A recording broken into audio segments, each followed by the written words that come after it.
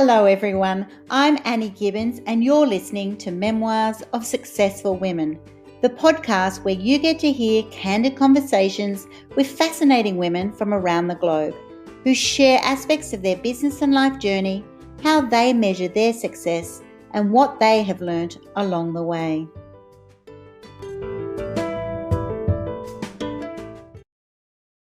Hello and welcome to Memoirs of Successful Women. Today I am introducing you to Angela Schutz, who is the owner of Driven to Succeed Consulting. She's all things helping people land meaningful jobs, to be able to dispel that myth that jobs aren't out there. They actually are. And she has helped unemployed people to go from hopelessness to happily employed. And that's what we want to do. We want to love what we do, love the life that we want to live.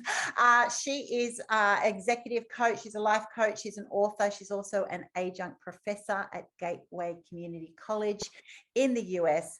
She's also been featured in Who's Who in America 2021 and Who's Who of Professional Women in 2022. She's also been interviewed by Star Jones, and I want to talk about that today and also talk about all of the books. She's actually in a book that I am writing at the moment in a collaboration with women from around the world called A Woman's Guide to Business Domination. And Angela is already a seasoned author and is going to help me along my way to becoming a successful author. So I'm really looking forward to learning from Angela and sharing her wisdom with you today. Welcome to the program, Angela. Oh, thank you so much, Annie. This is so much fun. I'm looking forward to working with you on the book. Yeah. And I'm looking forward to tonight and all the things we can help people with. Fantastic.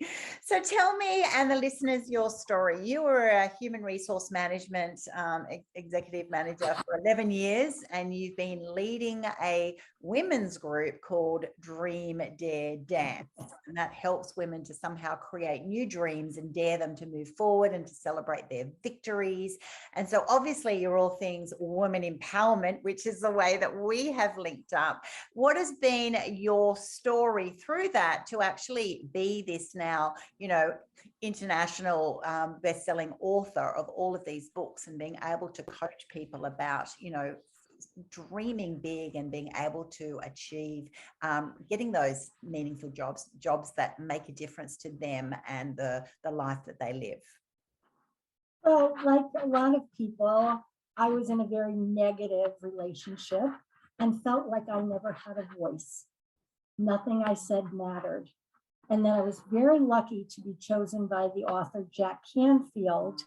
He was looking to create a train the trainer group, and I was in the first group. I was chosen with 100 people from around the world to be the first group that he trained as trainers of his success principles. Yeah. And when I was in that group, you're with people that are very motivated, that are always out there trying to develop themselves in better ways and help the world as much as they can. And they kept saying to me, you should write a story, you should write a book. And, here you're telling that to someone who feels like she has no voice at all. And so that's how I started writing. I was introduced by another member of the Train the Trainer group to a woman who has a program called Write a Book in a Weekend. And what she does is she schedules calls like every 4 hours. And there might be 500 people on the call. And then you go off for 4 hours and write. And of course, you don't really expect to finish a book in a weekend. But what happens is every time you go off and write, when you come back, you ask a lot of questions and other people ask a lot of questions. And it's so empowering to learn. They're asking questions you should know to ask, but don't. And so that's how it started. So that's how I wrote. And then I have been a career coach for a long time. And I decided the first book that I would write was all about careers. And I was running a job search work team, and they kept asking me questions. So I would jot down the questions, and the book I wrote was Career Questions, Ask Angela, a job seeker's guide to finding the perfect job. And so what I did was I took their questions and I answered them in the book. Fantastic. Fantastic, which is the perfect position. Sometimes we can get above that and forget the questions of, the person who's at the beginning of that journey, right? So that is actually the perfect time to be writing that. I often tell my children that, when they're growing up, I'm like, the way their creative mind worked, I thought you actually should sketch out the outlines, because they've got no inhibitions. They're not thinking, is this perfect enough? Is this good enough? What am I supposed to be doing? They haven't lost their voice yet. They're actually in that moment of, well, this is just what I think, what I feel, the questions. Curiosity. And I absolutely love that. So you wrote a job seeker's guide to finding the perfect job, because that's exactly what they were asking you. And it's so easy, because all the questions are there that are questions job seekers ask. What if my interview is on dress down Friday? How do I dress? It's things like that I wouldn't think of as a job coach, but the person going for those jobs thinks of those things. Exactly. How do I handle this situation? Yeah. I absolutely. So that's how it all started. Oh my gosh, but the link there, and there must be an incredible opportunity that, how did you get chosen to be in Jack Canfield's team? Like, how did that happen? I just went to one of his seminars, and they were talking about wanting to do this, for the first time. He was turning 65, and he said, I want to train people. He has so many, 240 or 250 Chicken Soup for the Soul books. Yeah. But his favorite book is called The Success Principles. Mm. And if you follow them, they're very simple. Like one chapter simply says, be an inverse paranoid. Get up every day and say, the whole world is plotting to help me. Imagine how you would feel, rather than, oh, they think I'm not smart enough, bright enough, pretty enough, all those negatives that we tend to think, but think the whole world is plotting to help you. So those are the type things, like be 100% responsible for yourself. Can you imagine a world where each of us felt responsible for everything we did? And we cleaned up our messes? I mean, really think about it. So he decided he wanted to train people to go and do this work. And I sat at this, meeting, and I thought, I really want to do that. And they were going to start, this was in the summer, they were going to start in October. And in September, I said, gee, he doesn't know I'm interested, because I never filled out the application. Forgot to tell him. I forgot to tell him. Simple. So anyway, I was interviewed and I was chosen. But the interesting thing about it, that was in 2010.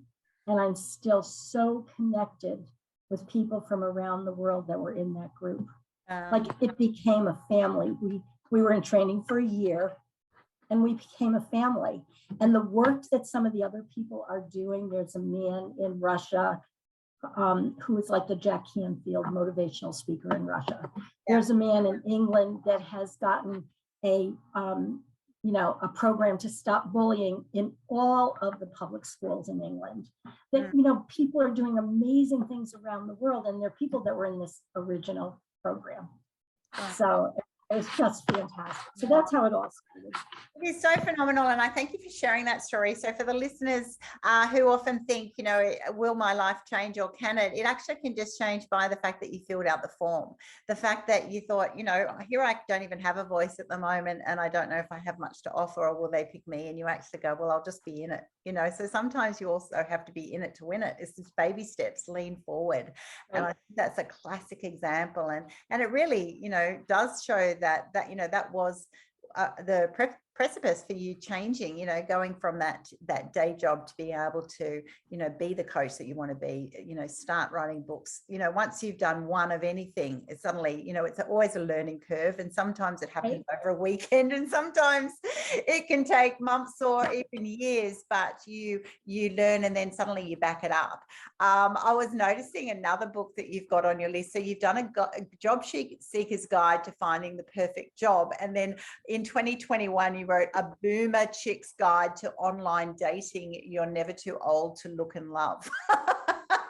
That's quite the contrast, isn't it? It is.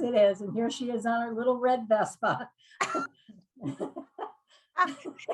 Getting out there in the dating world. Yeah. Exactly. So it shows that you're now at this stage, you've also done a gratitude book project. You've celebrated mums and motherhood. You've done a woman's journey, stories of substance survival and success, a book of joy. You've really, for me, I love looking at that list because it shows me that you're a woman who actually is just in their own space, sort of, being led by where they're at this time. And if it's be valuable to you, it's going to be valuable to other people, but you're not following a recipe. You know what I mean? A lot of the talk is always be on point, nail it, and drive and just stay in one topic. But when I look at yours, it's very much woman empowerment, a woman's journey of evolution. It's the day-to-day. Yes, we want to date and we want to look lovely on our little Vespa. And then we also want to help other people of actually, just get a job and to make things happen. Has that been a way that you have approached your business? Your business is called Driven to Succeed. So has that been sort of the essence? Tell us a little bit more about then how you created your business and why you're so comfortable in your own skin in that way. So when I went in training with Jack Canfield, I was working for an international outplacement company.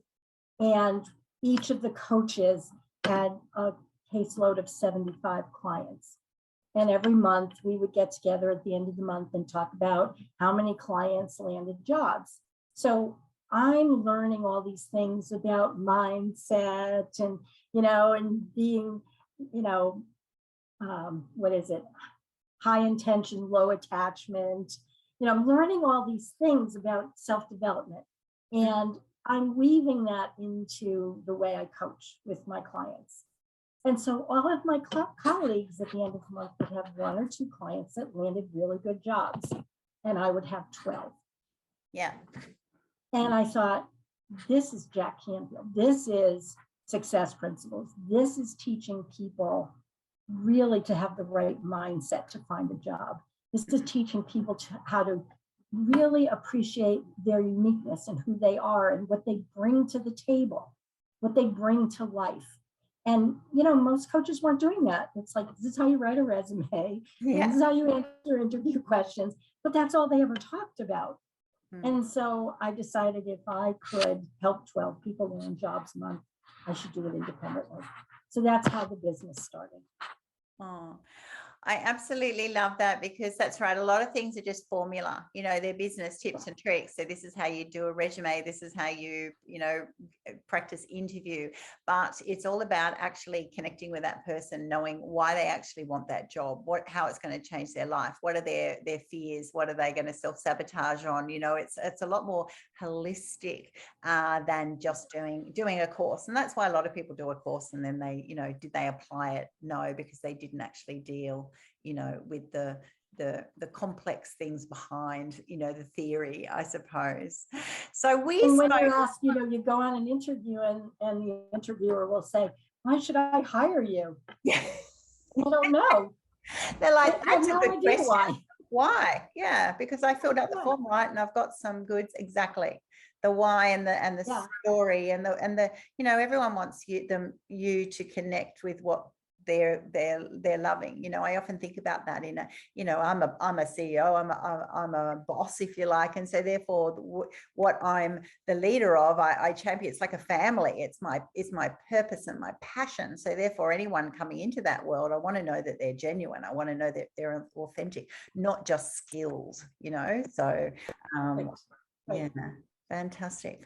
So your business has grown so much, and then we spoke together on Lady Politico Summit, which was an amazing experience. How did you feel then, even stepping up and starting to talk about, gender empowerment and women in leadership and being more politically focused and actually not shying away from our thoughts as thought leaders on different topics? How was that experience for you?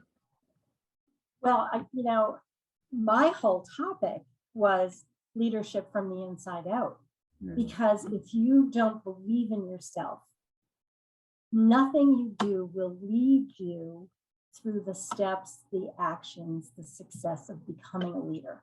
So you have to believe in yourself first. You have to trust yourself first. And so that's what I talked about in my speech, because you can't get into politics. You can't be a female leader in business if you don't believe who you are. Yeah. You don't know what do you bring to the table? What's unique about you? And you need to cherish that.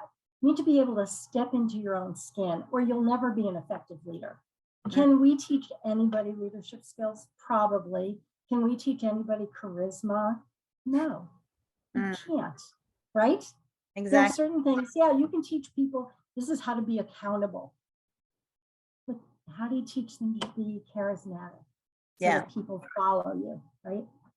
So, and that's what I wanted to talk about, because I knew everybody was going to talk about politics and leaders and leadership and how women are blocked all the time and the glass ceiling and all of those things, which are really important. But you can hand me all of the information about that. And if I don't trust in myself, I can't ever get there. Yeah. It's just not possible, right? So that's what I talk about at Lady Politico. I loved your presentation, and I think it's just, it resonated with me so much, because as a female leader myself, that's exactly it. I'll have done, all of the business training, negotiation training, and leadership and all the rest. But at the end of the day, when something important is going to happen, if I'm going to bring on a new ambassador, if I'm going to create a new campaign, people actually want to know that I'm authentic and that they're connecting with me, that I can show up, in a different way, in my own way, because it actually isn't just a job. It isn't just something you're saying. You're not just selling something. You're just seeing something more. And I think all leaders actually have that. Someone who wants to go, you know what, I want to follow this person. I want to hear more about their why. I want to actually connect with them and help them in their project. I even want to give them money to support what they're trying to achieve. It draws in that X factor, that extra bit that people want to genuinely follow that person. And it is I love the whole area of charisma and just showing up authentically. And I think a lot of people would be sitting there back where when people say, they've lost their voice or they can't find their voice, it's kind of like just going, I'm just sort of stuck in I don't know what everybody wants of me, and I therefore don't know what to say, how to say it. And I think one of those big leaps happen, and I'd love you to share if this has happened to you, is when you actually just go, I'm just going to step forward unapologetic. I'm just going to have to walk my own walk, and I'm going to have to be bold enough to fill out that form, take that action, have an opinion and back it, even if others don't, and champion causes that might be popular or might not, because they're important to you authentically.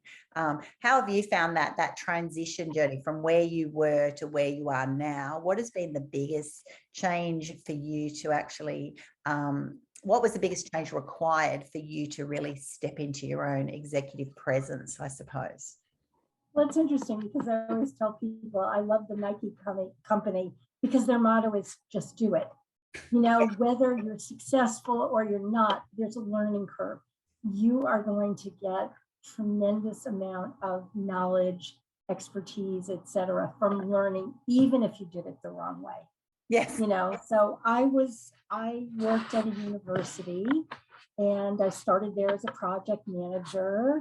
And then within a very short period of time, I became director of the program to China and director of the Career Center and director. And then I was the first staff person to become an assistant vice president. Right. So, so what happened? I said yes. I did things that were hard for me to do. And yet I thought, somebody's got to do it, right? Somebody's got to step up to the plate and try it. And so that's kind of been what I've done for a long time. I try things. Somebody offers me things. I just got a new contract to do 16 TV shows for Bold Brave TV. Why? Because they saw an interview I did with Star Jones. How did I get Star Jones? Because I was nominated for Who's Who in America, Who's Who in Professional Women. It's like the stair step effect. But if you don't say yes to the first thing, you don't climb up stairs, right? Exactly. And you can't worry about, am I good enough? Am I perfect? Blah, blah, blah. that doesn't serve you well at all. You have to just do your best and say, what's the learning curve here? What's the message here that I need to learn? And then just keep learning and growing and moving and knowing that when you step out, you help so many people that are afraid to. Yeah. And that's what, right? Yeah. This is what happens. Why do I want to do this series of TV shows? Because I'll help those people that are sitting in their homes miserable, not leading happy lives because of body image, because of divorce, because of lack of wealth, all those reasons, not enough education. Everybody, I should have gone to college. I should have, and I say, stop shoulding on yourself and just try things, move yourself forward one step at a time. You know, you don't go from ground level to the top of the mountain in one jump. So just take your time, learn something new, move forward with it, and don't worry about what's behind you. Don't spend a lot of time saying, oh, this happened in the past. You can't change it. Just know it's part of your history and move forward. What did you learn from it? How can you move forward? That's all it is. It's not, you know, when I coach people to get jobs and they're telling me about that job they lost and how wonderful it was, but it's gone. And you can't change it. You could have been the best, you know, director, vice president, whatever, but the job is gone. So now you have to focus on what are your skills? What do you bring that next organization? That's all you have to focus on moving forward, not the past. Not the past. You can't do anything about it. It's done. And I think there's so many gold nuggets in there.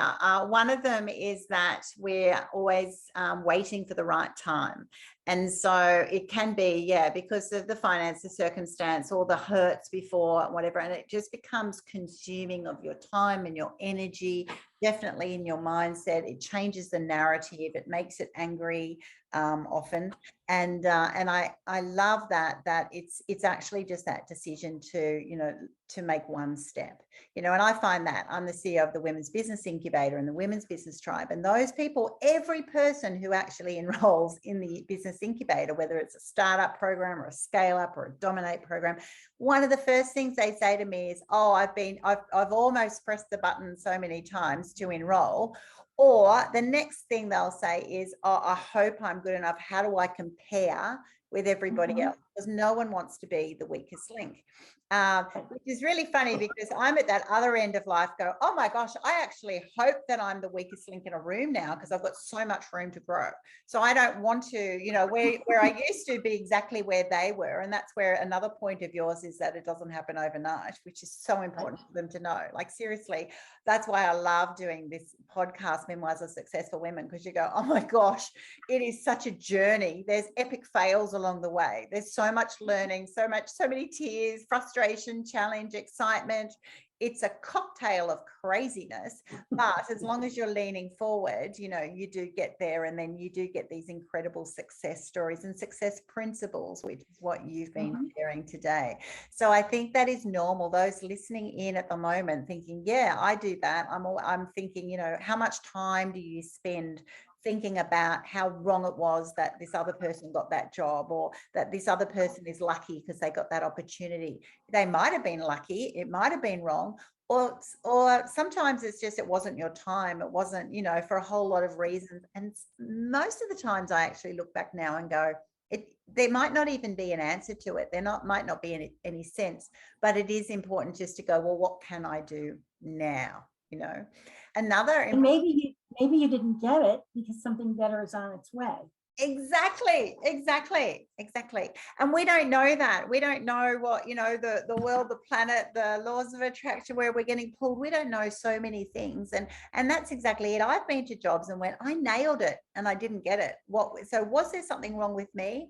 Or did they actually choose wrong and they've made a mistake? Or was it that, you know, that's right, I'm so glad I didn't get it because I actually got something 6 months later that was a really big surprise. Who's to know? What is important is, and that's what you're doing day in, day out, is actually telling people just to show up into what their future will benefit from, not from, you know, spending all of that time in the past. So you're now going to be an author in my book collaboration. Tell everybody, what are you going to be writing about? What's your chapter about? And what are some of the top tips that they're going to want to read about from you, without giving it all away, of course? Yes, yeah. I don't want to do that, but delivering good human resources. Because it's really important. The human resource department in an organization really does a lot. Retaining good employees saves the company so much money. Retaining customers brings them so much money. You can't always be looking for what's new and what's out there. If you have good customers, keep them loyal. What are you going to do to keep them loyal? It's hard to find that new person all the time. It's hard to find that new employee, but you have to start training and they have to learn the jargon of your organization. There's a lot. You have to invest a lot in somebody new when you could spend time with the people that are there, make them feel heard, help them to do better jobs, pay attention to what they're doing. Sometimes people that are real superstars are already in your organization, but you're not paying attention. You're not giving them any chance to grow or to show what they know. And I've been very fortunate. I've worked for organizations that have said, hey, wait a minute, she's got a good idea. Let me give her some space to create that, to work that out. And that's amazing when you have somebody that notices that. Yes. Because, there are lots of employees in lots of organizations that could help that organization to really grow and bloom, and nobody's watching them. And so they don't try as hard. If nobody's going to say, go ahead, that's a great idea. Yeah. All right, well, why should I? If I don't get anybody to say, that's fantastic, let's run with it. How can we do that? No. So I think that that's a big piece that's often missing with companies. They would have, it's so much more profitable to make your employees good employees, to keep the good ones and to keep those good customers, right? So that's what we're going to talk about in my chapter. Oh, I'm looking forward to that a lot, because it is such an important ingredient to success. Your people are the core of your business, whatever you're selling, whatever product or service, it is all about the people. And sometimes I think a couple of things happen there. Sometimes it can be because you've got your team and it's a bit like a family. You then can sometimes just forget to tell the family how much you love them and how much you value them and how much you need them and how much they make you look better at times, and how that you're there for them. I think is there an element there of just taking for granted, what you've actually already got there? And then also there's often that, which is a very modern view, the grass is always greener.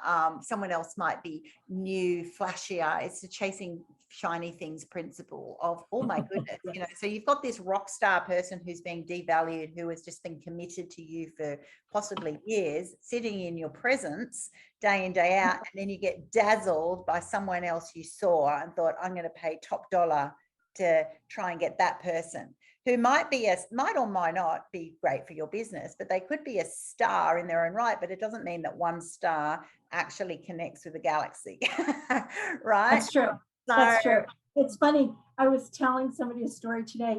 When I worked at the university, I had 2 admins, and I got to the point where I was going to 6 meetings a day. So I didn't spend a lot of time with them.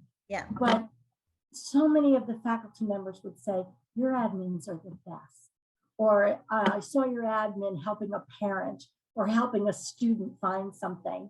And so I got into the practice that when they came in on Friday mornings, there was a thank you note on the desk, on each of their desks, to thank them for something I had heard that they had done. And so even though I didn't see it directly, my admins were the best because they wanted to work. They were recognized. Even though I wasn't there, I was at meetings all the time. They knew that I knew how good they were. And so they wanted to be better. And they were fantastic. So it's so simple. What is it to write a few lines to somebody that's done a good job? It means the world to them. Because yes, you go to work and you get remuneration. You know, you get your check and that's it. But when somebody says, "Atta girl, you did a great job. Yeah, I can't believe you did that." Yeah. You know, and that's all it takes. That's all it takes. Being valued, right? It's actually valuing that person, the fact that the valuing who they are, the way they approach their job, their skill set, their knowledge, the fact that they are an important member of the team.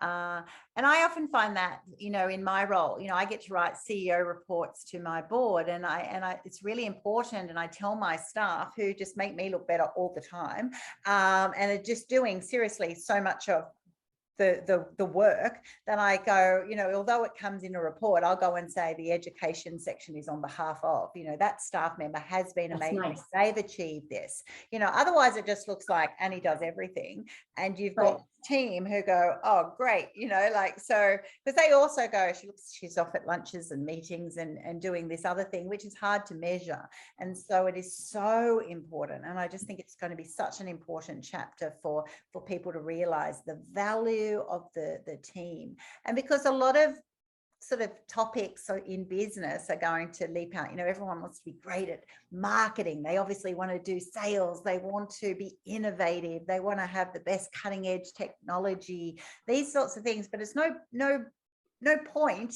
if you actually don't have your core right. And your core, as you scale, which is what you will notice when you're your own person, then you can do all of those things. As soon as you start to grow, this is where this conversation, this is why your chapter is going to be of such value, because, you know, you can't do it all yourself. You're going to burn yourself out.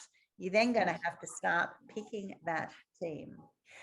So how do you therefore approach picking that team? You know, so do you usually, you know, as an expert in recruitment, if you like, you know, most people will go and say, well, you've got to go out on the theory principles of, you know, go out to the broader market with the skill set, with the knowledge, or executive searches. But then I look at your resume and you're actually saying, okay, well, I actually make people who didn't even have a job achieve their dream job. So, you know, is it actually the nurturing and helping them find their way? How do they find that dream job when others are using sort of recruitment companies and headhunters and so forth? What's your secret sauce there, Angela? Well, the mindset piece makes such a difference. You know, I've worked with executives that are making $500,000 a year and they lose their job and they immediately think they're nobody. I don't have a title. I don't have this big check coming in. And how do you bring them to the point where, hey, let's look at your accomplishments. They're not going to go away. Yeah. You still did all those things. So getting them into the right mindset and then starting to look at what's really important to you. Now, some people are really good at that creative piece. Mm-hmm. And so they need to be in an environment where they can create new things, you know, new rules, new marketing, whatever it is, they create new all the time. Mm-hmm. But they may not know how to do the stair-step piece. So I always tell people, if you're a leader in business, you want to have a staff meeting, let's say. If you have a big idea, put it out there and say, next staff meeting, we're going to talk about it. What that does is it gives the introverts in the room a chance to go out and really think of it introspectively and come up with solutions. It gives the extroverts in the room a chance to go in the hall and talk to each other and come up with great ideas, because that's where they are. Both groups will come up with great ideas, but they come up with them from totally different perspectives. And if you're running a meeting and you want answers right now, you have totally annihilated all the introverts. That's not how they think. Yeah. They have fantastic ideas. Give them a chance to process. And, you know, things like that, I look at that as so simple. We'll talk about it next week, or we'll meet in 2 days, whatever it is. It's so simple. But if I'm here as the leader and I want to take the department into a new area and I'm so excited about this idea, and what are we going to do? Let's talk about it now. They're not ready. They're not ready. And they have great ideas. And a lot of them, if they're also a sensing personality, will give you all the stair steps, all the little details for getting there. The big picture people are floating around here. They've got lots of ideas, forward thinking. They don't have the stair steps. That's not their personality. You need that combination of both the introverts and the extroverts, the people that are sensing, the people that are big thinkers, creative. You have to build teams that have a combination. If you don't, you're lopsided, right? Yeah. You're lopsided. If you have a lot of really quiet people that aren't moving the organization forward, they're doing a lot of good work, but they don't have the next big idea. Yeah. Or you have a lot of big idea people that have no idea how we're going to get there, but boy, is it a great idea. So having that balance, if you're in charge of hiring people, look at how they are. Find the people and create a balanced team. I think it's so important. I have studied personality. I'm a Myers-Briggs facilitator. I think it's vital to understand that. You don't have to study Myers-Briggs or personality or anything. Just know that people that are very extroverted and creative need the balance of the people that are quiet. Yes. Great ideas, and they'll tell you about them individually. They'll tell you about them tomorrow. You know what I mean? It's like, it's beautiful when you get that team working together. It's absolutely beautiful. But if you don't pay attention to it, you've lost a lot. Yeah. Your organization either isn't going to move forward or it isn't going to get to the big idea ever because nobody's getting you there. You don't have those stair steps, right? Everybody's floating. Exactly. I often think that if my teams were all like me, we'd be just so hyper and so just out there. But then I often go, which is really fun. Hey, it's a fun party, but no one's dotting your I's. No one's making, those really important,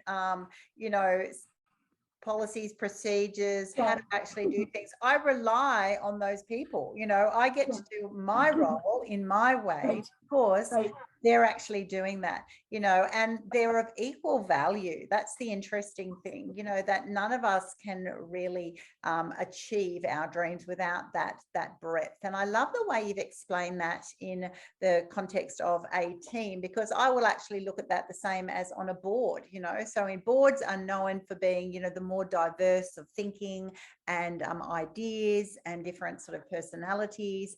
In fact, if you actually have a robust discussion and there's even a bit of dissent, that's actually seen as a very healthy modern board, because at the end of the day, it is a team, and it's what your own team is. And even in, if you apply this principle even to families and friendship groups, it's the same sort of principles that you actually want to encourage the diversity, but also being able to give what's required to get the best out of that diversity, which, as you said, for some people, it is actually time. It's actually just a safe environment to realize that if I say something and it's embarrassing or if it's a fail, there's not negative repercussions because of that, right? And knowing how to compliment that person that's quiet, that had the good idea. Yes. But not in a crowd. Yes, not in front of others. Not in front of others. Right. I think it's valuable to know that. And I tell my students, if you want a long-term relationship, look at how many elements of personality that are the same with your partner. It doesn't mean, like, say one's an introvert, one's an extrovert, you're both intuitive. Well, that's great, but that's only one element. Yeah. So now it doesn't mean you can't have a relationship, but you will always have to work at it. Yes. Yes. Right? And if somebody has 2 or 3 elements that are the same, it's like when you meet somebody that you feel you've known forever. It's because the elements of personality are so similar to yours. Like, you immediately start talking, you're immediately connected to them, you're immediately comfortable with them because they have the same elements of personality. And it's great when you start looking at that and saying, wow, this is really a good thing. I can really relate to this person. So it's fun. I think another element that I've noticed, and I'd love to have your opinion on that too, is sometimes we get it wrong. Sometimes we've employed someone part-timer, there was pressure, you heard their story, it was a bit sad, oh, now you need a full-timer, and you go, oh, okay, well, I'll give it to that person, even though maybe even your gut felt probably not right, or possibly would have been better if it was two different people, two different roles, and so forth. So we make mistakes, if you like, in recruitment. And so my learning is, before, when I was younger and sweeter, I'd go, oh, I'd feel for it and I'd try and suffer through it more. Whereas now, I'm a seasoned professional. I just go and say, it's not working. It's not working for me, but it's also then not going to work for them, because I'm all about getting the win-win, the best for the organization, the best for your own business, and actually the best for that person, because if it's not working, it's actually, they deserve to be in a better place. It's just that it's awkward, it's uncomfortable, it's painful. There's relationships, there's emotions, there's possibly risk. Will they get that other job? You know, have you found that in your career as an expert in this area, that, you know, it's actually better to be open about those sort of conversations, those awkward conversations, and to try and, you know, realize that you're focusing on the end goal, which is the win-win, rather than the, you know, trying to make things work from a employee perspective. Yes, but you want them to be comfortable, you know, and it's hard to be let go, right? Oh, So I think I would start the conversation with, how are you feeling about this position? What is it you like about it? What do you feel you're contributing to it? Like, talk to them. yes. And, you know, they may say, I just needed a job, you know? Yeah. I just needed a job.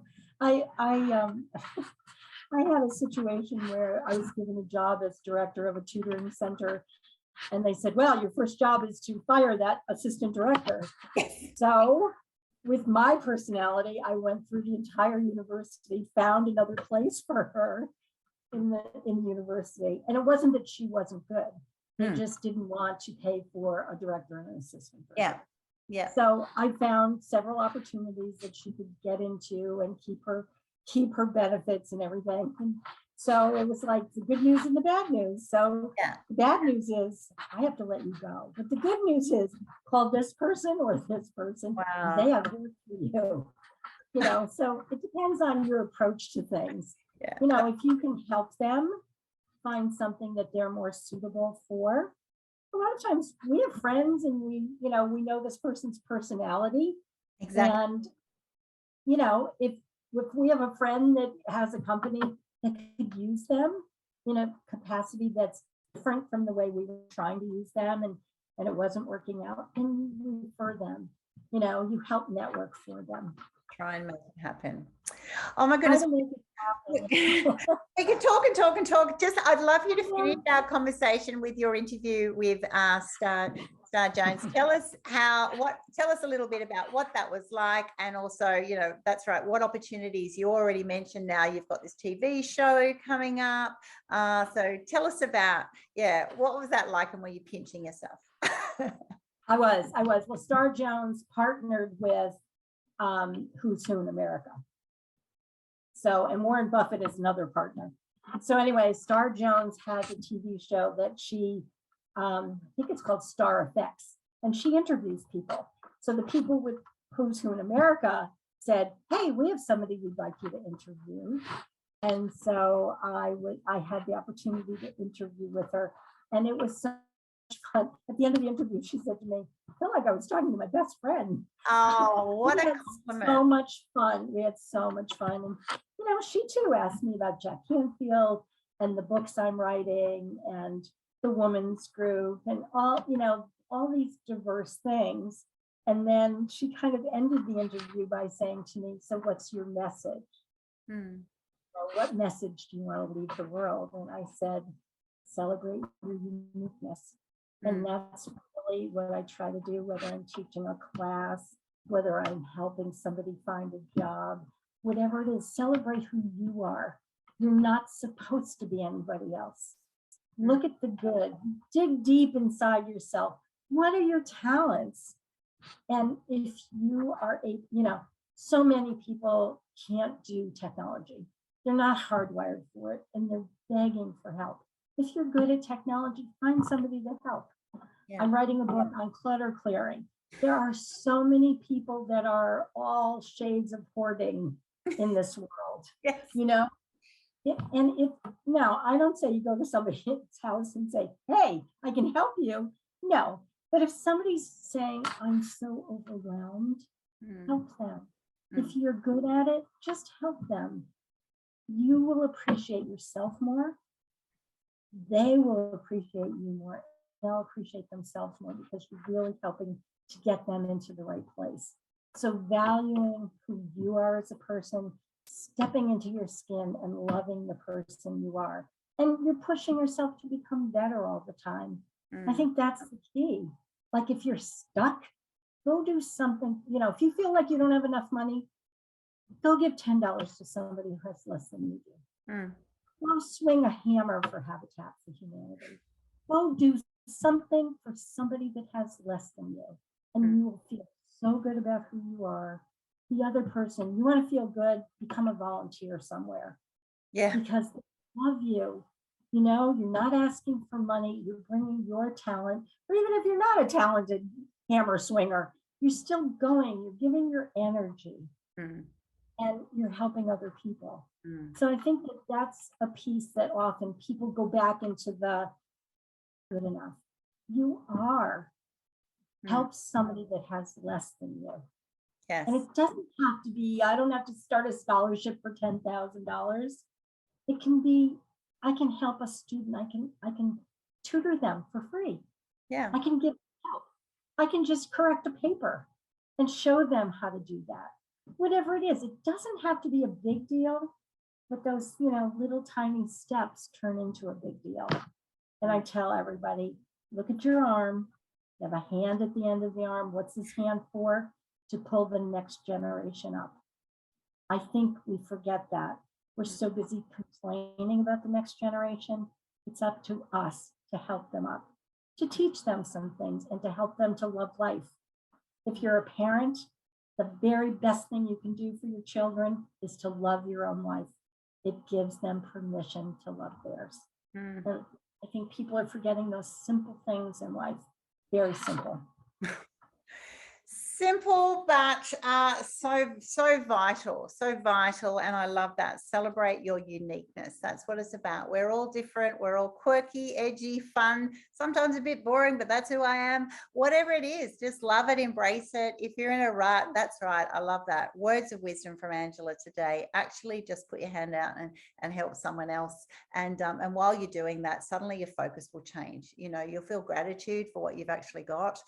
You'll then see new opportunities that will then create opportunities for you. They don't have to, but they generally do. You know, by putting yourself, attaching yourself. I find that when people join the Women's Business Tribe, they just suddenly go, oh my gosh, like someone helped me, or someone said something lovely to me and I didn't even ask for it. And you go, yeah, because they're appreciating, they're in a better situation. We're on a different stage of our journey, right? And people are there to help you. People are there to bless you.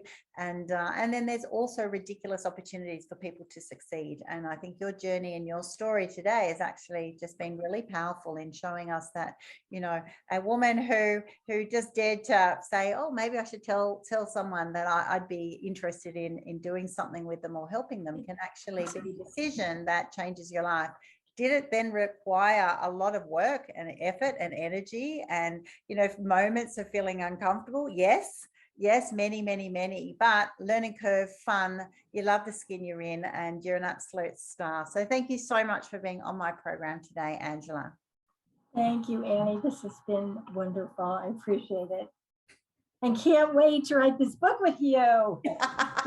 Yay!